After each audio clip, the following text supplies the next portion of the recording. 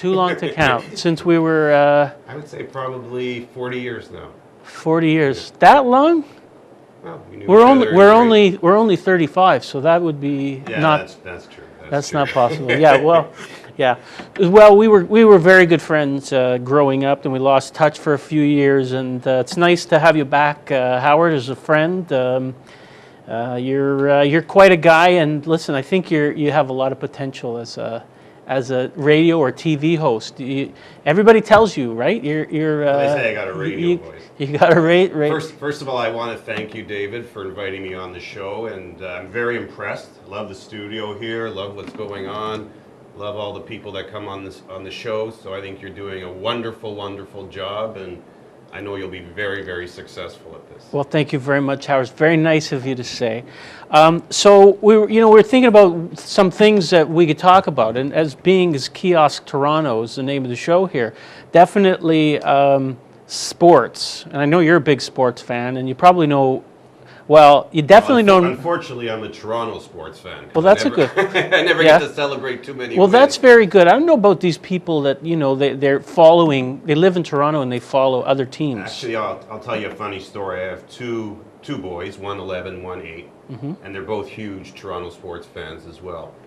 And about 3 months ago, I took them out to a sports bar. We were watching the Leafs play, and they were getting killed like always. And my son comes out of the bathroom, and he says to me, "Dad, it's hard being a Toronto sports fan."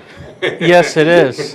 And I said, "Well, Zach, at any time you can switch to another team, but you know what? Stick with your roots, and one day you'll be able to celebrate." That's a good idea. Well, when was the last time the Leafs won the Stanley Cup? 2 years after I was born, 1967. Really? But so at least you saw one victory. well, we got to see the Blue Jays win 2 World Series. Well, that's pretty great. And that was exciting.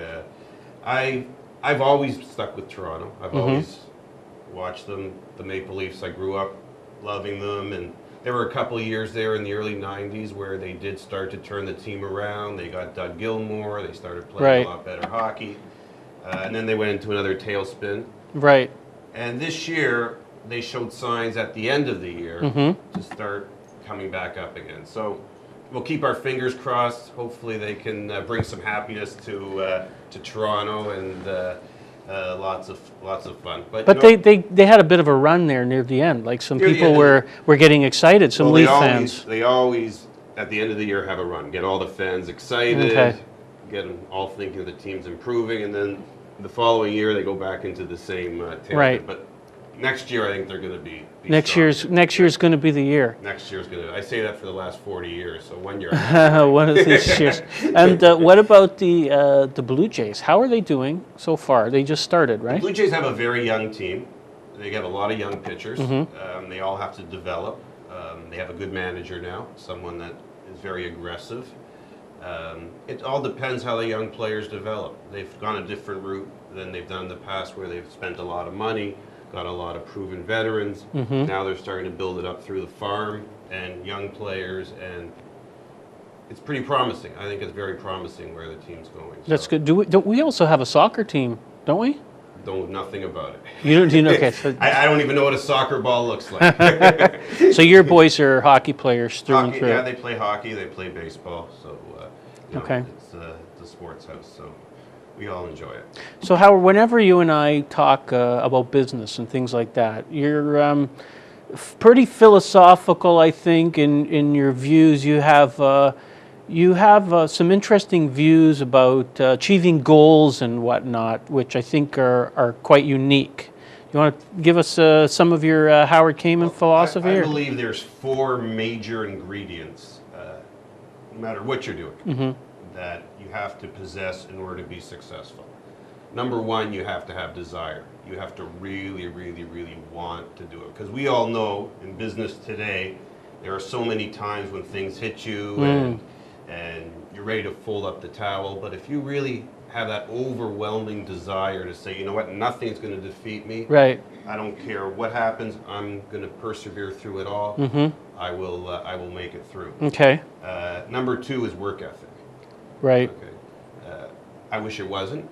But Right. work ethic to me is something that has to be 100% in order to be successful. I don't see anybody sitting on the couch eating cheesies that Right. that became successful in anything. So Right.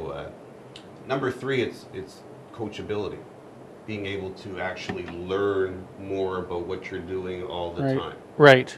You know, Right. I find things are always changing in business. Things are always changing in life. Mm-hmm. Things are always have to adapt. So you can never stay flat. You always have to learn more, understand more, read more up on what you're doing. So you become a true. Right. Right. So you're constantly learning. And then the last one is commitment. Mm-hmm.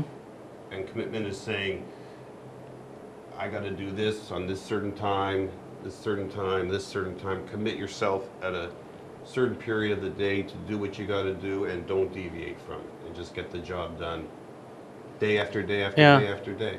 That's excellent. You know, you've obviously put some thought into. You know what? I've been a traditional business owner most of my life. Mm-hmm. I've always enjoyed business. I've always enjoyed the challenge of it. I understand what it takes, and it's just a matter of putting it all to good use. You know? Yeah. So currently, one of the projects you're working on is with ACN, which we're not going to get into a lot of detail talking about ACN, but this is, I think, something that you found that you really feel very passionate about. It seems to be very well suited for you. Yeah, well, I've always liked the idea of network marketing, being able to leverage off other people's efforts. Mm-hmm. However, I never wanted to ever go out and sell product Right. to my friends, meaning I wasn't going to sell makeup or juice, Mm-hmm. or lotions, potions, creams, Right. all these crazy things, right? But when I saw this particular business, which was essential services, Mm-hmm. services people have to use every single day, Right. gas, electricity, telecom, internet, wireless phone, it made a lot of sense to me. Right. It made a lot of sense to me, and I've been doing it for about a year now. I love it. Yeah. It's very, very exciting what's going on, and you know, I see it as a 3 to 5 year plan Mm-hmm. to build up, which is probably the basis for most businesses. Right. 3 to 5 years. I mean, Right. business today, you don't just open up and boom. Mm-hmm. You know, You've got a pretty good team Imagine. already. You've been building. yeah, I've recruited about 45 people. So That's far. excellent. So it's moving in the right direction, and there again, it's mindset. Mm-hmm. It's mindset, because if you have the right mindset and you have the right attitude for what you're trying to achieve, I believe you'll Yeah. achieve it. You know? Your dad was, I think, a big influence in your life. I'm not going to say who your dad was. That's up to you if you want to talk. But I know he was a successful businessman, and he played. Did he play an important role in you having your present mindset with respect to business? Or Well, my father was an entrepreneur. Actually, he started the chain Bargain Herald. yes, Started with one store, and he built it into 52 stores, and then sold the company. Right. Very well. Here was a man that came from Poland. mm-hmm. No education. Right. No. Came here with money. nothing. Came here with nothing, but he came here with a lot of drive and desire and ambition. Right. He Yeah. wanted to. I think he basically figured that because he came just before the war, whatever he accomplished in his life was a bonus. Mm-hmm. So he could take a lot of risks. Right. Because what happens to a lot of people in life, they don't take any risks. That's why they don't get reward. My father was a huge risk taker, and that's how he became successful. But yeah, I mean, he was always very positive, very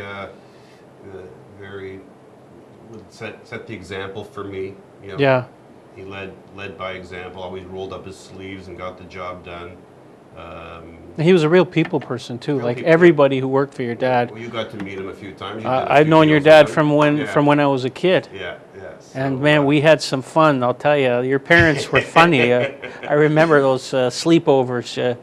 Your dad, what a sense of humor. Yeah, yeah. He always believed that sense of humor is the most important thing in life. Yeah, And puts people at ease, doesn't yeah, it? exactly. Yeah. So he always made light of a lot of situations, and I remember days he was really, really, really stressed. Like he would be smoking one cigarette after the Oh, other. really? I never saw him In those smoking. days, he smoked those blue Rothmans, but he always relieved his stress by a little bit of humor, by a little bit of a joke, and he got through it, right? So Yeah. it was. Yeah, it was good. he lived an exemplary life. I Yeah, think there's yeah. a family man, very successful, and a guy that he just passed away. This Passed away in last. June, so we still miss him. Yeah, Every it's day I think pretty about recent. him. When I'm in my car, I just think about him and what Yeah. would he do in this situation. Right. Always. Well, I told you shortly after he passed away, I had this dream, and he said to me, in the dream, he says, "How's that mortgage doing on Bathurst Street?" Right? And I woke up, there is no mortgage on Bathurst Street. So I was convinced that he was just like teasing me or something, that he visited me. So. Very good. Yeah. Very good. So anyway, Howard, thank you very much for Thanks for having coming me. on, and I hope you'll come back and exercise that radio voice of yours some more. I hear it coming out, so we appreciate it very much. Thank you very much, David. Best of luck with the show, and I know you'll do very, very well here. Thank you very much. After the break, we have Alexandra Knezovic. She's going to kill me if I've pronounced. Yes, I've got the thumbs up. Good pronunciation. Cleaner, mediator, and trainer. She's going to tell us what is a cleaner. Okay, and Laura Amphilak. Laura Amphilak. I got it right. 2 for 2, Howard. Not bad. Inspirator and PR and mediator for HA Solutions. They help people with relationships, mediation service, I think, coming up for couples, kids. So get an interesting view on this, I think. Pretty unique approach to dealing with relationship issues and the like. So hang in there. We'll be back in just a moment.